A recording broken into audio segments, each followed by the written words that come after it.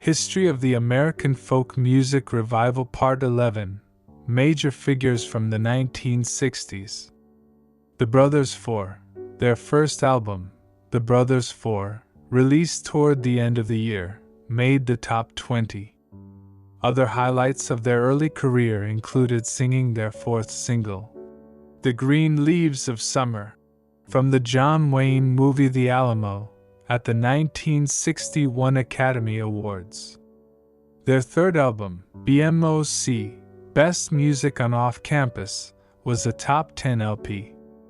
They also recorded the title song for the Hollywood film 5 Weeks in a Balloon in 1962, and the theme song for the ABC television series Hootenanny. Phil Ochs is most known for his topical songs such as I Ain't Marching Anymore and Draft Dodger Rag, but he can also be credited as one of the major figures in the anti-war movement during the Vietnam War. Ochs started a rally in Los Angeles and penned War is Over detailing the cause.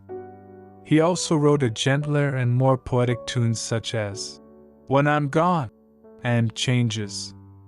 Bob Dylan often performed and sometimes toured with Joan Baez, starting when she was a singer of mostly traditional songs.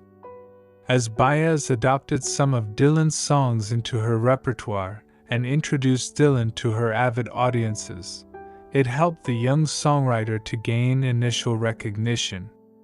By the time Dylan recorded his first LP, 1962, he had developed a style reminiscent of Woody Guthrie. He began to write songs that captured the progressive mood on the college campuses and in the coffee houses. Though by 1964 there were many new guitar-playing singer-songwriters, it is arguable that Dylan eventually became the most popular of these younger folk music revival performers.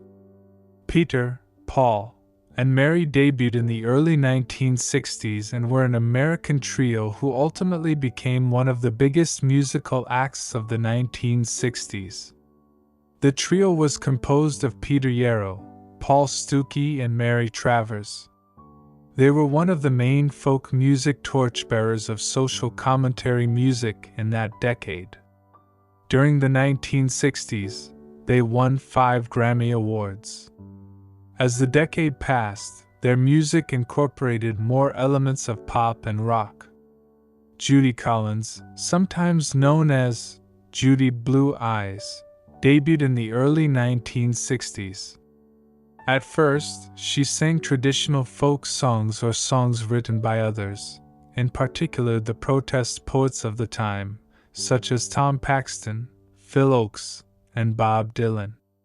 She also recorded her own versions of important songs from the period, such as Dylan's Mr. Tambourine Man, Ian Tyson's Someday Soon, and Pete Seeger's Turn, Turn, Turn.